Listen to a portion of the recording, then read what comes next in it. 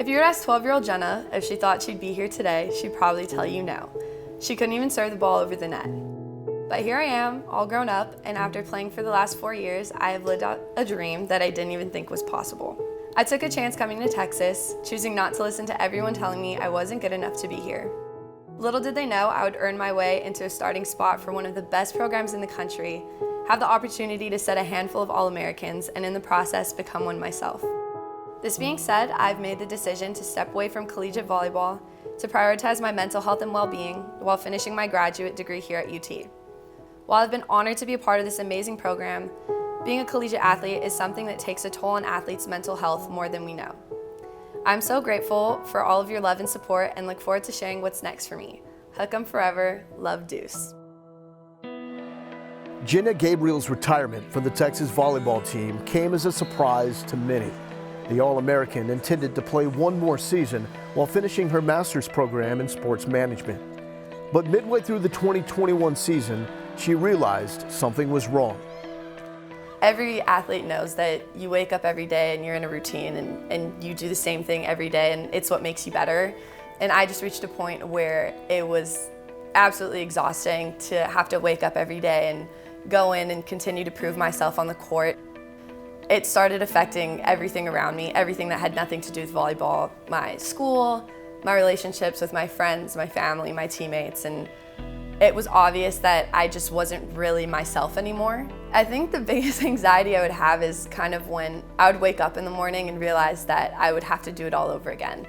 And then you're looking forward to just laying your head down at night and being able to go to bed, being able to look forward to like a reset, if you will, and then waking up again the next day and realizing that you have to do it all over again. I lost touch with a lot of my friends, I lost touch with my teammates, and I see them every single day. I live with them. Coming home after practice, after class, and going into my room, not seeing anybody the rest of the night, kind of losing sight of your social life and the things that you use to kind of escape those feelings. I sat down with my coach one day and I told him I don't feel like myself, I'm unhappy, and he could sense that too. A lot of my conversations were about how my role on the team, not just as a setter, but as like an emotional leader and providing energy for the team and being that person day in and day out. The fact that before that used to be nothing to me, that was just who I was, and it was easy to give that to my team. But once that started feeling like a job and more of a chore, I knew that like something wasn't right.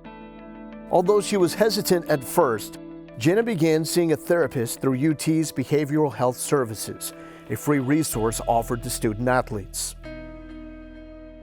I was a little scared, thinking that if I'm going to talk to somebody, that if people knew about it, they would think I was weak. After a couple sessions, once I felt comfortable enough about knowing that it was working for me and knowing that it was making a difference, that's when I felt really great about kind of just like letting my coaches in on it and letting them know that like I was working on myself. I was working on myself to not only help myself, but like to continue to be able to be there for my team. What I was going through in no way at all was different or special compared to like what other student athletes across the country go through. And I think the difference is just being able to like sit down with somebody that's completely unbiased about your situation and feel comfortable with just letting them know how you feel without any judgment.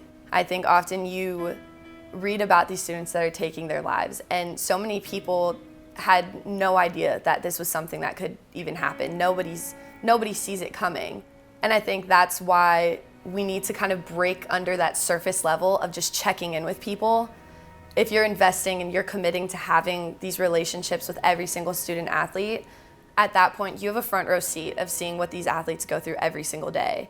It's an athletic department's responsibility to invest enough in their student athletes where they create relationships where it's okay to talk about those things. We can't afford to continue to lose student athletes because of that. Since announcing her retirement, Jhenna has become a mental health advocate and a resource for others. I love that people are comfortable enough with being able to speak on it and being able to kind of ask those questions and have those tough conversations. I think it's huge, and I love the fact that I can use my experience now to help them prevent having to go through those same experiences without feeling helpless. Knowing that now that I'm out of it and I have this time in my hands to speak on it and hopefully be an advocate for change, that's the biggest thing. And knowing that I kind of found another purpose outside of volleyball through this is definitely something that's helped me. My biggest fear was making the decision to step away and then going home and sitting down and realizing like, oh wow, what did I just do? Lucky enough for me, I never had that feeling. That's comforting for me in a way because that's how I know I made the right decision for myself.